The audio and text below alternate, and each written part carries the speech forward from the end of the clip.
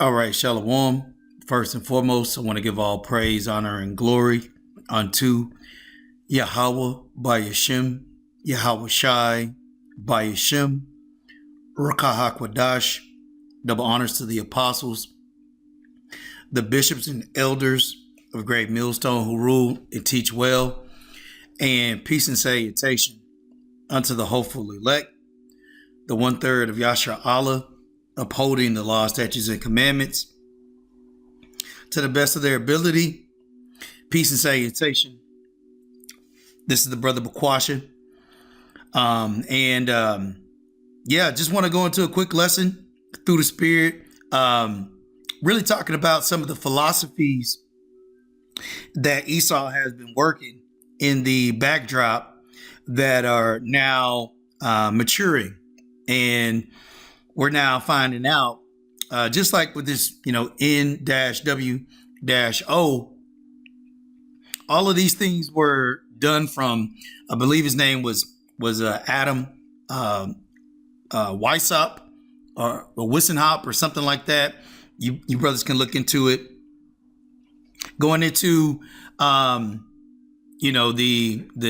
Masonics, the Rockefellers, all of these families have had a stake in the construction and the development of this New World agenda. What we know as this capitalistic system was never the end goal. The end goal ultimately was to have everyone in captivity under Esau's reign and rulership, to where even as the some of these guys from the World Economic Forum have talked about, to where people will own nothing and they would be happy, and essentially just born into a world of slavery. So I got a quick documentary I want to go into that highlights some of those philosophies, and I would say more edification on these concepts, because technology in itself is essentially the conduit for this agenda, because without technology, it doesn't lead to the Charagma. Salakia. And this is why the analog world that was non-digital wasn't the end result that they were looking for. The end result was complete surveillance and monitoring, and now taking those technologies and integrating the people with the technology, to where anyone that's born, anyone that has any thoughts against any of these systems that are already in play will be discarded, and no one will be the wiser. Okay, so let's start here in Jeremiah 51 verse 7. It says, Babylon hath been a golden cup in the Lord's hand, that made all the earth drunken. The nations have drunken of her wine, therefore the nations are mad. And so I want to go into the golden cup, and what's in that cup. The allurement, okay, of the golden cup is that wine, that philosophy, because America at one time or another was viewed, as a superpower nation. And so all other nations have flocked to Babylon for that wine, how it became so great and powerful and mighty. And really, that was all through prophecy, but it was also through the gift of the sword, the fatness of the earth, right? And obviously, Job 9:24, the earth has been given into the hand of the wicked. So you look at the hand of the wicked, the earth being given into the hand of the wicked, the fatness of the earth, the gift of the sword. And that's really what made Babylon into this golden type of figure, okay, in which all the other nations have essentially bowed down to. But that wine, that philosophy, is another reason why these other nations have had to really honor Babylon and its power. But ultimately, the goal is to have the children of Israel in captivity permanently, because that's how Babylon as well has created its wealth, okay, off the backs of so-called Negroes, Latinos, and Native Americans, even the inventions, etc., etc., okay? Why? Because scripture says we are the salt of the earth, okay? So everything that's been done here, Esau has stolen and made himself, really exalted himself as a superpower or a super nation, okay? But why are the nations mad? The nations are mad because they've drunk the wine, okay, of these philosophies. What are one of those philosophies? Technocracy, okay? And let me bring this out real quick, and then we'll get to the documentary. This is Isaiah chapter 19, verse 14. The Lord hath mingled a perverse spirit in the midst thereof, and they have caused Egypt, the modern day Egypt is Babylon, spiritually Sodom, spiritually Egypt, which is America. The Lord hath mingled a perverse spirit in the midst thereof, and they have caused Egypt to err in every work thereof, as a drunken man staggereth in his vomit. Okay, so that drunken man is drunken off of these philosophies. What are these philosophies? They're brainchilds of Esau, the so-called white man, and his agenda to enslave the whole world and have the whole world at his beck and call. Okay, so just as it was in ancient Egypt, just as it was in ancient Babylon, all of these kingdoms, okay, the Babylonians, the Greeks, the Medo-Persians, the Romans, all of these nations have had their stake of having the children of Israel in subjection, okay? But that's not enough for the man of sin, the son of perdition. These philosophies now are to have everyone, not just those that are living, but those that are going to be born into this captivity state of mind, okay? To be drunken, to not know who they are, religion, you know, the Yahweh Shemi Yahushai, none of those things. All they will know is to worship Esau, the so-called white man. And let me grab one more before we get rolling. This is, and we may come back to this as well. This is Ezekiel chapter 28, verse 2. It says, Son of man, say unto the prince of Tyrus, thus saith the Lord Yahweh, because thine heart is lifted up, Habakkuk 2, okay? It says, because thine heart is lifted up, and thou hast said, I am a God, I sit in the seat of God, in the midst of the seas, which is the people, yet thou art a man and not God. Though thy set thine heart, which is lab, which is mind, though thy set thine heart as the heart of God or Yahweh. Why is that? Because he wants to have the all-knowing power of what people are thinking. And ultimately, he's still trying to overturn prophecy. Okay? So, let's read verse 3. Behold, thou art wiser than Daniel. There is no secret that they can hide from thee. And that's what his technocracy is really infiltrating the world with. Because in an analog world, you could have, money under the mattress. You can have money here. You can bury it, etc., etc. But in a digital world, because there's only going to be digital transactions, there's no way for people to use any other currency except for a currency that ties you into this digital system. And the reason why it's going to be a technocracy is because there will be no need for a government power structure any longer. Those that run technology, i.e. Doge, i.e. Elon Musk, Kill Gates, all of these, the founders are of these companies, like, G to the Oogle, right? Meta, right? All of these will now be the forerunners and no longer a quote unquote president or a mayor or a governor or any of those things. Now it's going to be run solely through technology. Okay? Because what is the need for you to vote when you can just be cut off from the existence because of technology? They don't need votes any longer. Okay? This is why this wine is so potent.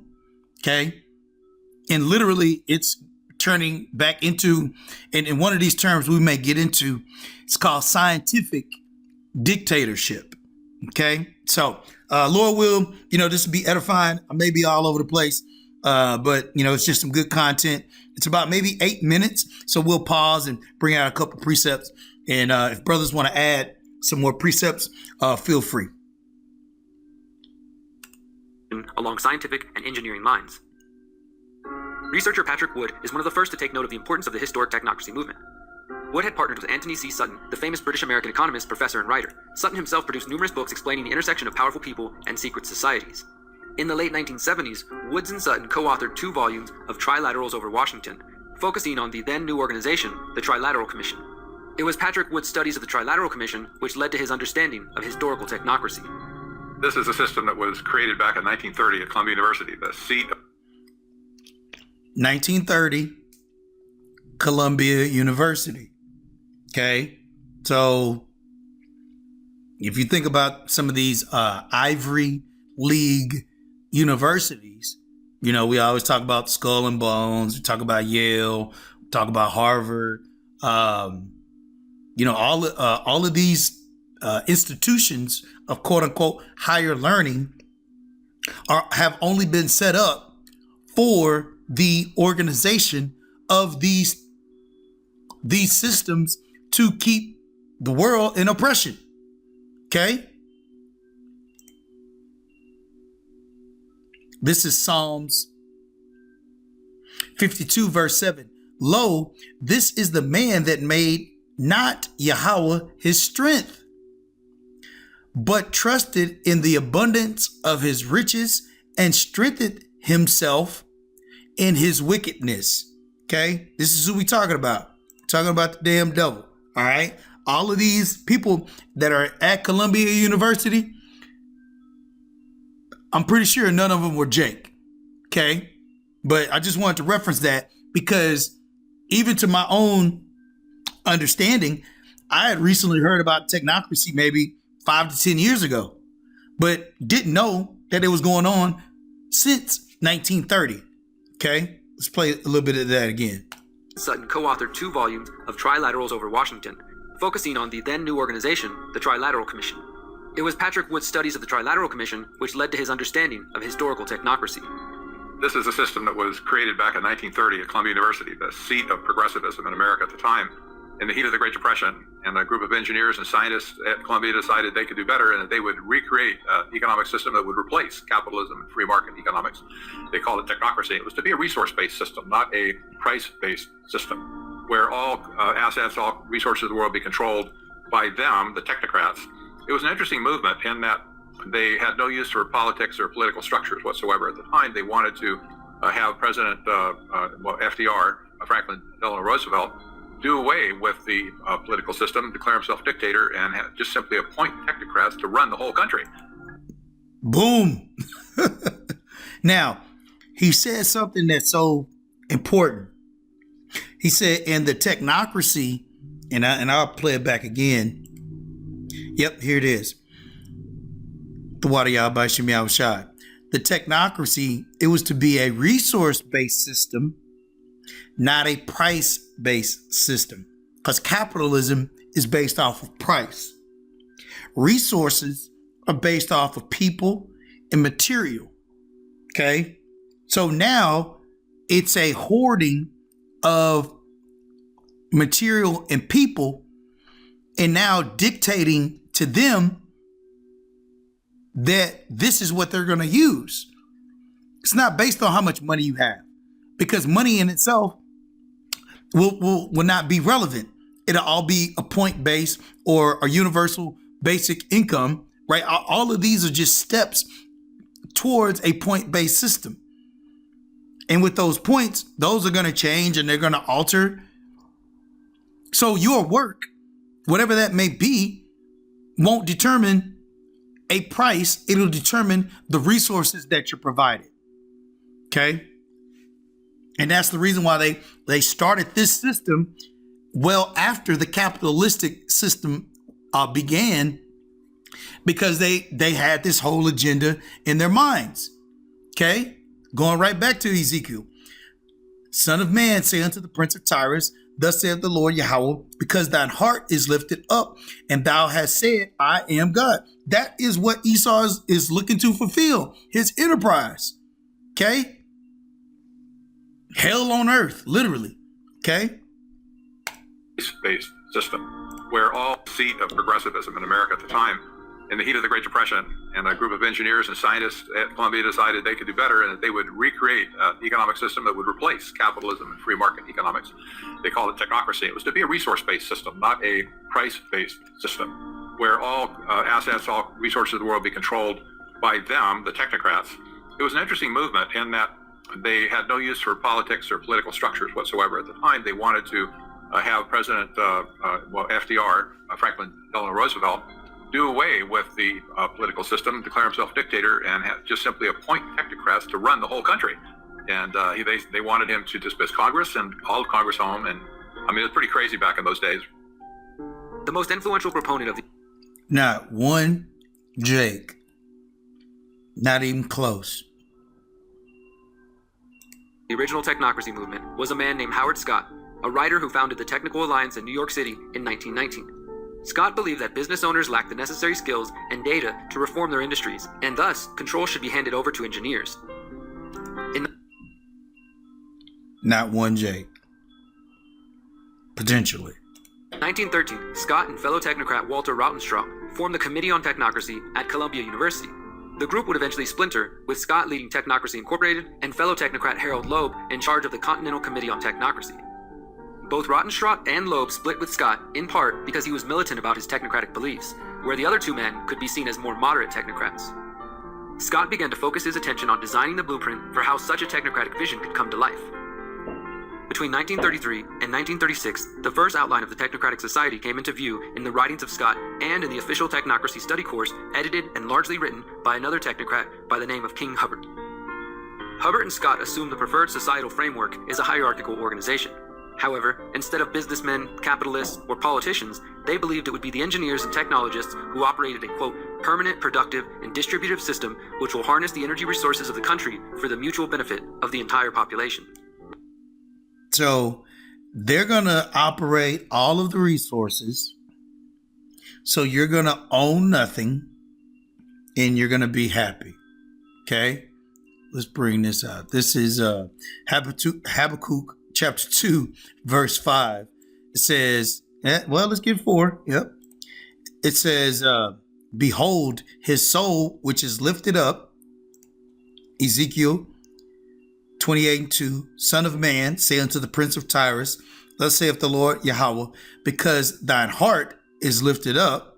Okay. Back in Habakkuk 2:4, behold, his soul, which is lifted up, is not upright in him, but the just shall live by his faith. Yea, also because he transgressed by wine. Once again, these philosophies. Technocracy is a philosophy that came from the devil. Okay? All of these guys, what are they at? Look, all of these guys, okay, they envisioned it. They were like, man, let's figure out how to keep them more enslaved. And I don't know about this guy. He might be a Jake. I don't know. Just, reading up on a little bit more about him. But the Lord will, there'll be some other videos going into that. But point being here is, okay, this is the transgression is through technocracy. Okay. So back in Habakkuk 2, it says, yea, also because he transgressed by wine, he is a proud man, neither keepeth at home, who enlargeth his desire as hell and is as death. So everything that he's doing is to destroy life. Life including people, life including animals, life including the population, the air, the weather. Okay? But these are all forms of wine and philosophies. Okay? And fellow technocrat Harold Loeb in charge of the Continental Committee on Technocracy. Both Rottenstraat and Loeb split with Scott in part because he was militant about his technocratic beliefs, where the other two men could be seen as more moderate technocrats. Scott began to focus his attention on designing the blueprint for how such a technocratic vision could come to life. Between 1933 and 1936, the first outline of the Technocratic Society came into view in the writings of Scott and in the official Technocracy study course edited and largely written by another technocrat by the name of King Hubbard. Hubbard and Scott assumed the preferred societal framework is a hierarchical organization. However, instead of businessmen, capitalists, or politicians, they believed it would be the engineers and technologists who operated a, quote, permanent, productive, and distributive system which will harness the energy resources of the country for the mutual benefit of the entire population. This self-perpetuating corporate structure, or technate as Scott called his organization, would be divided into functional divisions run by a divisional director. All of these directors would make up the Continental Control Board, would make, quote, whatever... Now check this out. Let me slide this back a little bit. Organization would be divided into functional divisions run by a divisional director. All of these directors would make up the Continental Control Board. So it says administration chart of the North American Technate. You have a Continental Director, the Board, Armed Forces, Continental Research, Social Relations, Foreign Relations, okay, Industrial Functions, Service Functions, and let me do this. Would make, quote, whatever decisions pertaining to the whole social mechanism. Okay, functional sequences, transportation, agriculture, something works, metalworks, communication, textiles, chemicals, tech, and that's in the industrial functions. In the service functions, education, public health, recreation, mechanical, hospitality, transportation, electronic, creative, matter collection, distribution. You see, all of this was going to, their thought process was someone has to govern all of these functions. Okay. But even then in the 30s, they were thinking about how to do this through technology. So cell phones wasn't a gift, for people to be able to move around and talk to each other. No. It's all been a ploy. It's all a snare. It's all a part of the data grab. Okay. And to have people become more accustomed to utilizing digital versus analog. Okay. Just like there was the rotary phone, right? And then you have the cordless phone, right? And then from there, you have the mobile phone. And now they're like, oh, well, the next step is all you need now is this Charagma. And this Charagma, man, you'll be able to do all of the things that you used to be able to do. And because people have been so conditioned, which goes right back into that wine, they're going to fall right into that snare. Okay? Let's bring this out. This is Isaiah chapter 47, verse 10. For thou hast trusted in thy wickedness. Thou hast said, none seeth me. Thy wisdom and thy knowledge, it hath perverted thee.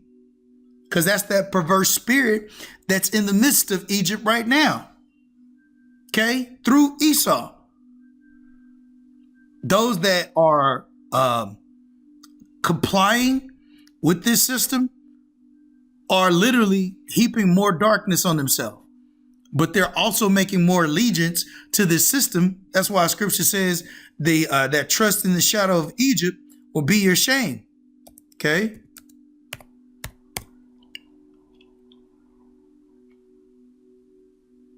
Isaiah 30:3, therefore shall the strength of Pharaoh be your shame, and the trust in the shadow of Egypt your confusion. Okay? Because you trusted in this wickedness of Esau, and it perverted those that actually abided by it, to where now you take the Charagma, and now Yahweh Shemi Shai is going to destroy you permanently. Okay? It says, and thou hast said in thine heart, I am, and none else besides me. Okay, going right back to that heart being lifted up. Okay, or his mind being how did the scripture word it? Heart lifted up, and then his soul, right? That soul being lifted up. Okay, heart and soul, mind, and his whole essence, okay, is not upright. Because to create this in order to have people buy into it is a philosophy, but it's also pushed through propaganda to have people buy into it. That's why that trust in the shadow of Egypt is going to be your shame and confusion, man. Okay? But none of this is going to happen anyway. You know, scripture talks about that. You know, when he's looking to fulfill, you know, his enterprise. So, But this is just warning, you know, to our people about these philosophies, okay? Mechanism that have to be made. The control board would elect one of its members continental director. This technician king would have the responsibility for the smooth functioning of the overall operation. In 1938, Technocracy Incorporated released a publication that further outlined its vision for a technocracy. Quote, technocracy is the science of social engineering, the scientific operation of the entire social mechanism to produce and distribute goods and services to the entire population of this continent. For the first time in human history, it will be done as a scientific, technical, and engineering problem. There will be no place for politics or politicians, finance or financiers, rackets or racketeers. Check that out. For the first time in human history, it will be done as a scientific, technical, engineering problem.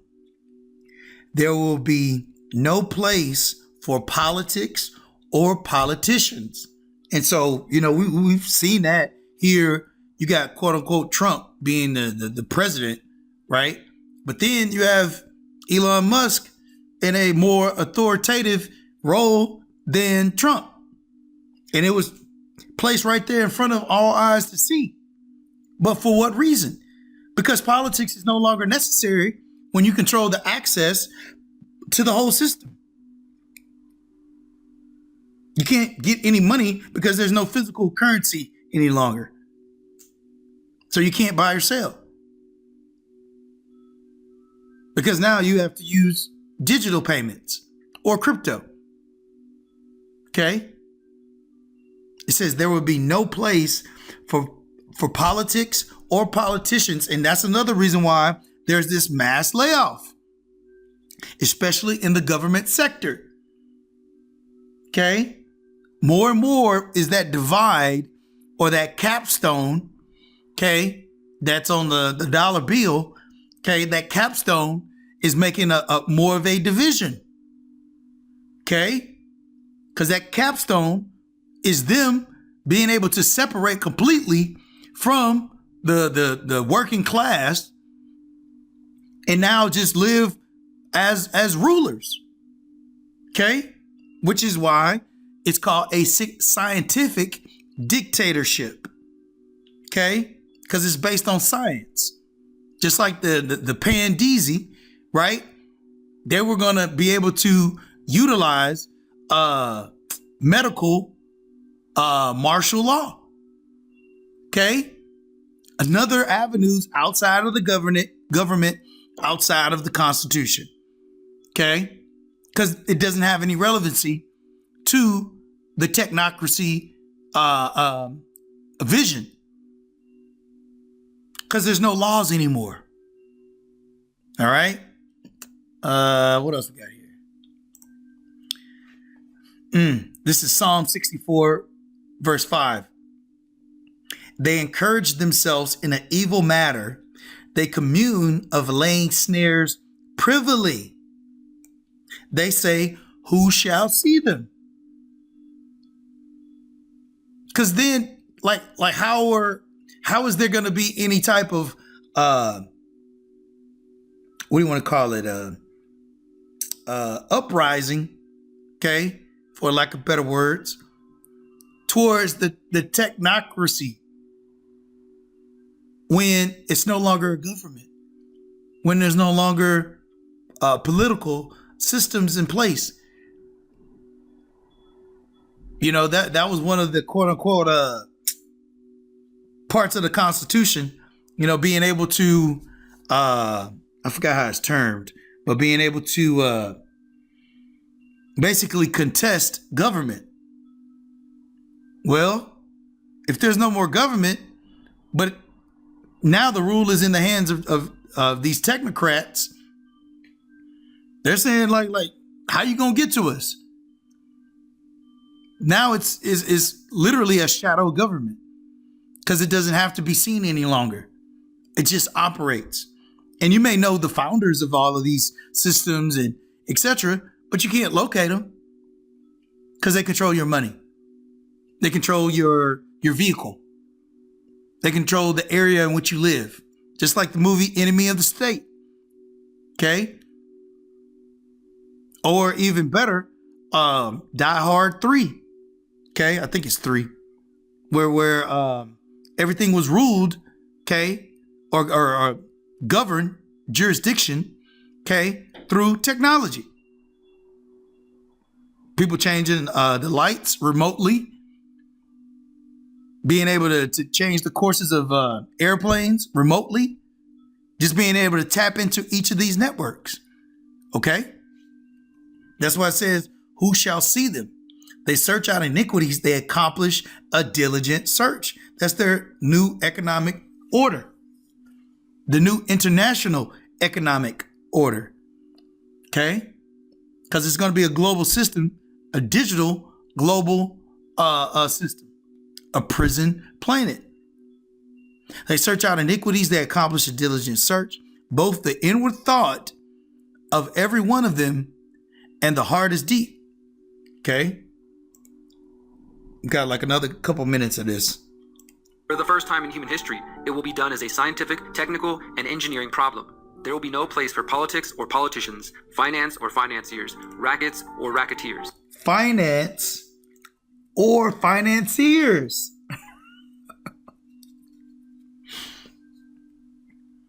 What do you need a financial person for? We got AI now. We got all of these chat GPTs and Grok and etc. They'll do all the finances. We don't need you humans anymore. Financiers, we don't need any loans. No need. We'll determine whether or not you qualify by points. Whether or not you're going to get a car and even cars. Like, that's why they created these 15-minute cities. You're not going to need a car because you're not going to need access to it. You're going to get your food shipped in. And if you're not a quote unquote good boy, okay, you're not going to be fed because everything's going to be tracked and traced. You're going to have a social credit score. Okay. It says rackets or racketeers. You can't commit crime if you can't get any weapons. You know, you're going to try to break in and you hadn't ate in 3 weeks. You have no digital. Even if you break in and you get a good, you still got to exchange it by some type of technical credit. Tell him, man, this is some wicked shit, man. Technocracy states that the price and abundance are incompatible. The greater the abundance, the smaller the price. In real abundance, there can be no price at all. Only by abandoning the interfering price control and substituting a scientific method of production and distribution can an abundance economics, but based on resources for the whole planet, and in determining that's why he wants to sit in the seat of God, no longer emperor. Emperor's not good enough. Got to be God. be achieved. Technocracy will distribute by means of a certificate of distribution available to every citizen from birth to death. The technate will encompass the entire American continent from Panama to the North Pole because the natural resources and the natural boundary of this area make it an independent, self-sustaining geographical unit. One more time. Be achieved. Technocracy will distribute by means of a certificate of distribution available to every citizen from birth to death. The technate will encompass the entire American continent from Panama to the North Pole because the natural resources and the natural boundary of this area make it an independent, self-sustaining geographical unit. The book, Technocracy and the American Dream, provides some fantastic insights into the mind of Scott and the technocratic vision he proposed. One thing that is clear is that the technocrats were materialists at heart, finding little use for philosophy or virtue. Scott and his allies saw humans as mechanistic cogs in a larger machine that simply needed to be bent to the will of the machine in the interest of some alleged collective good. Cogs within the machine.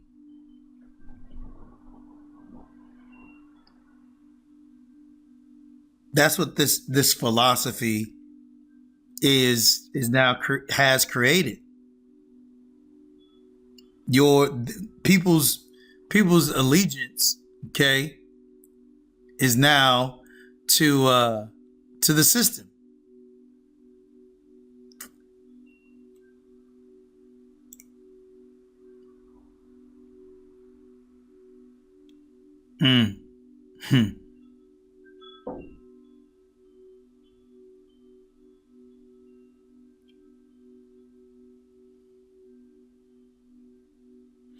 Yeah, this is Psalms 94, verse 7. It says, "Yet they say the Lord shall not see, neither shall the God of Jacob regard it." Because ultimately, all of this is going to affect our people. Now, of course, 2/3, are slated for destruction. But Esau really believes that he can get away with it. And he's not. Okay. This is Isaiah 29:9. "Stay yourselves and wonder. Cry ye out and cry. They are drunken, but not with wine." What are they drunk with? These philosophies. They stagger, but not with strong drink. Okay. Now, obviously, this is going into our people, but also what's being done here in Babylon. These are philosophies that are causing people to literally go headlong into all of this technology. And they're going to be promoting it. I mean, if you look at the common person, they have a cell phone, an iWatch. They have, all of these apps within their phone. That's the only way to navigate in this new economic system. Hardly people carry cash. I keep at least, $20, $30 on me, in cash. Even though some people don't take it, it's not the point. The point is it's tangible. It's something for you to hold on to. Even when, in the gold standard, right? People used to have gold. Now they had paper currency. Now they're going to have nothing. Okay? And like I said, all of this has been an agenda. Okay? To break down, or gradualism, to break down the people. Okay? But this is why all of this is coming to an end. Okay? Because Yahweh Shemi Shah is not going for that. Okay? You're not finna play God, Esau. Okay? They are drunken, but not with wine, man. Yeah, I think I got one more and then we'll wrap up. Finding little use for philosophy or virtue. Scott and his allies saw humans as mechanistic cogs in a larger machine that simply needed to be bent to the will of the machine in the interest of some alleged collective good. Author William Aiken noted that in the technocrats' technological utopia, machines serve man only when man serves them. Aiken also claimed that the technocrats, quote, would not accept any limitations on the technician's mandate, preferring instead that the, quote, rationality of science and the harmony of the machine, not utopian virtues, would dictate organizational forms. Scott believed that eventually man would come to accept a, quote, reality understood in terms of machine-like function. The reality of the technocratic vision described by Scott is that it would involve a loss of individual choice and liberty. Aiken writes that, quote, under a technocracy, a sizable amount of things deemed good would be given up. For those who desired a new society, the concern for the Commonwealth minimized outdated concepts of individual self-realization, responsibility for oneself, individual conscience, free choice, and self-expression. The whole liberal belief in the dignity and the worth of the individual. Right. So essentially, humans, quote unquote, people, okay, have no value except for to forward the system. Okay. What does scripture say? Habakkuk 2:15 says, woe to him that giveth his neighbor drink. Okay. Because that's that philosophy, man. Now, obviously, he's talking about, 2/3 of our people, or our people in general, right? Israelites. But even that same drink, that same wine, that same philosophy, okay, has been placed across the globe. Okay. The propaganda makes people to absorb that drink or that philosophy. Okay. And to trust in the shadow of Egypt. It says, woe unto him that giveth his neighbor drink, that putteth thy bottle to him, that maketh him drunk also. Okay. What are people drunk off of? Technology, philosophies, giving their power over to Esau. Okay. That thou mayest look on their nakedness. And like I said, that goes back to 2/3 of our people, specifically nakedness, being stripped of our heritage, being stripped of our power, being stripped of our dignity. Okay. But here in this scenario, people are going to be stripped of everything, man. And that's a great deceit. Those I think they're called in unalienable rights. Inalienable rights.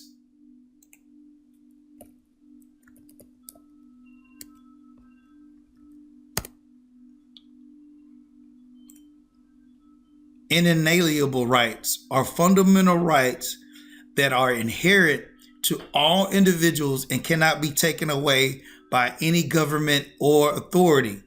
And they're saying, bet me. That's what they're saying. They're saying, I'm going to take all of your dignity and all of your worth away. Let's read that one more time. Let's see here. Yep. Inalienable rights are fundamental rights that are inherent to all individuals and cannot be taken away by any government or authority. They are also sometimes referred to as natural rights, as they are believed to be inherent to human beings by virtue of their existence. Boom. It says in the Declaration of Independence, the term unalienable rights is used to describe these fundamental rights. So in the Declaration of Independence, okay, right along with the Constitution, all of this is going to be null and void through this technocracy. The Declaration lists life, liberty, and the pursuit of happiness as examples of these rights. Inalienable rights are considered foundational to the principles of freedom, justice, and peace. Okay? So all of these are going to be done away with. All right? There would be no nonsense about individual liberty. Individual liberty. That's why prophecy years and years ago was like a big theme, and people were kind of barking at it because there used to be privacy. Now there's none. These technologies, they listen to everything, right? And they They continue to report data back to the system that keeps people in more oppression. Okay? So yeah, no individual liberty at all.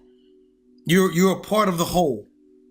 As soon as you're birthed into this wicked system, you have no thoughts of your own, no rights of your own. He further notes that, quote, certain individual freedoms would be sacrificed to efficiency, and that an individual's job would not be their own choice, but would be, quote, determined by his abilities and the needs of the organization. The technate would decide how goods were produced, where to allocate labor and resources, develop and apply technology, and most of all, assure efficiency. Of course, consumers might have fewer options in the technocrat's marketplace because Scott imagined the technate would restrict many types of goods. Now check this out. This is pretty good. It says riding on platforms strictly forbidden by order of Metropolitan Corporation. A financial decree disregarded. People still getting on here. Okay. The platforms themselves, right? No worries. They say, okay, look, if you ride on these platforms, it's unlawful and it's $100 fine from the city. One was the corporation itself. Now the city for riding on these platforms. Okay. The third, it says engineers redesign cars, removing platforms and providing folding steps. A technological solution works automatically. So the government and these corporations are now disregarded completely because now the technological solution is going to rule all things, which ultimately makes people compliant. So no longer using cash. We told you not to use cash. You keep trying to use cash. Okay, forget about it. We will make machines that no longer accept cash. All of these stores will no longer accept cash. And not only that, all of the systems of digital payments have to be these big five. And ultimately, there will be no more digital payments either. Now, the only way in which you're going to be able to receive payment or buy things will be based on the Charagma being a part of you. So I thought that this slide, really kind of shows how through gradualism, they'll take away something and put something else in your hand, like, I guess, pun intended, right? They'll put something else in your hand. And when they put something else in your hand, it's to be more compliant with the efficiency of the new international economic order, okay? Which is now you're part of the resources. The resources have to increase for efficiency to keep them at the very top and the working class at the very bottom, okay? All right, 2 more minutes on this one. Allocate labor and resources, develop and apply technology, and most of all, assure efficiency. Of course, consumers might have fewer options in the technocrat's marketplace because Scott imagined the technate would restrict many types of goods which involved waste and inefficiency. Aiken writes, quote, for example, since it would increase inefficiency to produce multiple models of automobiles or specially designed housing, these items would have to conform to functional specifications rather than consumer taste. So instead of there being all of these variations of cars, the only car available will be 2 or 3, because that now improves efficiency. Okay? Because this is a part of the agenda. No longer individualism. Okay? Socialism. We're driving a non-official car. Let's give it a new coat of Technocracy gray. Aiken also wrote that the technocrats attempted to combine their faith in positivistic science with a mechanistic view of man and the dominance of technology into a functional ideal that resembled Aldous Huxley's Brave New World. Despite the work of Scott and Technocracy Inc., in the 1940s, mainstream interest in the technocracy movement seemed to dissipate. Some researchers attribute this to a lack of a coherent political theory for achieving change, while others say that President Roosevelt and the New Deal provided an alternative solution to financial hardship. Whatever the cause, technocracy ceased to be a topic of mainstream political discourse. However, this was not the end of the technocratic movement. So, let's see here. Yeah, I'm gonna have to go back through this one. I still haven't finished this one, but there's some real good stuff. I might play a minute or two of this one. Let me see here. But it's going right along with the same theme.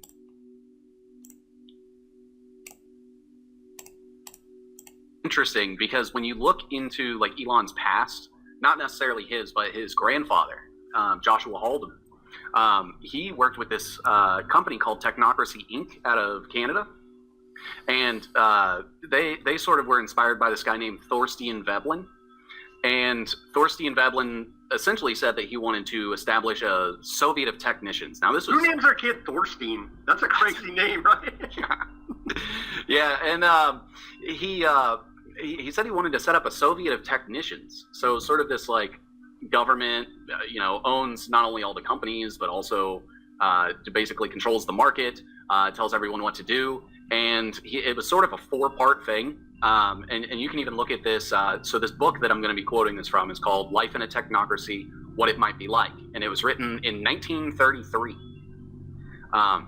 But just to kind of show you like how long I think this plan has been. But the first step was the voluntary abdication of all absentee owners of big business. So that would be, vilifying the BlackRocks and the big investment firms and the Rothschild banking industry and all these things, which are terrible. But don't get me wrong. I definitely think that Doge, okay, because that's what they did, are doing, vilifying these companies. These things are terrible, but you have to accept this other thing if you want that to go away. The second part was their replacement by reform-minded technicians and workers. So sort of like what we're seeing with Doge. The creation of a national directorate to supervise the reallocation of all goods and services, which I think is sort of going to stem from this stock market crash. I think we're going to continue to see a downward trend until the point where they say, hey, we have to fix our whole monetary system. And then that's where things like Ripple and Tether come in. And then the last one is the elimination of the artificial price system based on the equally artificial monetary system. And then, again, that sort of feeds into the crypto thing. And he insisted that if the technicians and workers were so inclined, they could, by withholding their indispensable knowledge and skills, soon paralyze the whole of the American government. And that's a direct quote. And that's exactly what they're doing right now. Exactly. And it's crazy to think that, That was written in 1933. We're in 2025, so a little less than 100 years here now, and we're seeing it come to fruition. Yeah, and I honestly, because when Joshua Haldeman was operating Technocracy Inc. out of Canada, he was, passing out flyers, trying to convince people, hey, we need to overthrow the government and install this thing. He was found in violation of the Defense of Canada Act, and he got fined $8,000 and then fled to South Africa and had Elon's mom. And I think Elon's kind of been conditioned to come back and fulfill that legacy a little bit. How is Elon Musk running his 4 or 5, how many other companies he has, but he's on X all day posting memes? It's like, what is going on here? Yeah. You would think investors, shareholders in those companies would say, wait a minute, how are you running all these companies allegedly for profit, but you spend all day posting memes on your social media app? Like, what is going on here? You know what I mean? It doesn't look like he's really running anything and not the genius that they tell us. But don't they give us fake backstories for all of these big tech guys? Like, Zuckerberg built Facebook in his Harvard dorm room. Elon built Tesla in his mom's garage. I don't know if they said that one, but they do like or Bill Gates built Microsoft in his garage, and Steve Jobs built Apple in his garage, right? And it's like, wait a minute, come on, man. This stuff is all coming from secret government projects, right? Yeah. Like you can even go look. It was like the day before Facebook launched his LifeLog, DARPA shut down their LifeLog program. I'm sure those two things aren't correlated. Zuckerberg is a tech bro now, and so he went to the White House yesterday. Actually, he drinks a beer surfing, and so it's all good now. He said that he's not going to ban anybody anymore on Facebook. Yeah. Forgive me for all the miracle suppression stuff that I did. Man, so So anyway, like I said, just more and more lies that have been spread throughout, this society. Those lies attribute to, that philosophy, that wine, these doctrines, okay, that people have bought into, and ultimately, it's gonna culminate into the downfall of this society. So this is a little bit about this guy, Patrick Wood. You brothers can look it up on your own. But yeah, he goes into the Agenda 21 and he goes into 2030. So that's why I said, he's probably an Edomite, but hey, you never really know, So, but yeah, Lord will, like I said, that was edifying for the elect. There's some terms here: scientific dictatorship. If brothers want to look up some of this stuff, I'll leave some of the links in the description box. This one goes over the scientific dictatorship from the book The Brave New World. It says behavioral conditioning. Individuals are conditioned from birth to accept their predetermined social roles and enjoy their limited freedoms. Genetic engineering, the caste system, is determined by genetic manipulation, ensuring a hierarchical society where individuals are designed for specific roles. Suppression of individuality, the scientific dictatorship prioritizes conformity and mass production, discouraging individual expression and critical thought. Technological control.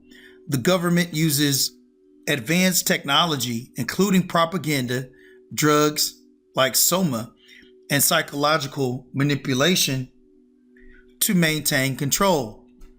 The importance of stability. The dictatorship prioritizes stability and social harmony over individual freedom and progress, believing that these are achievable through scientific control, So these are all the things that are happening before us. And these are the things that Yahweh Shem Yahushua warned us of, man. So we're giving warning to our people, and those that have ears to hear are going to hear. Those that have eyes to see are going to see. But Lord will, this was edifying for the elect. Until next time, Shalom.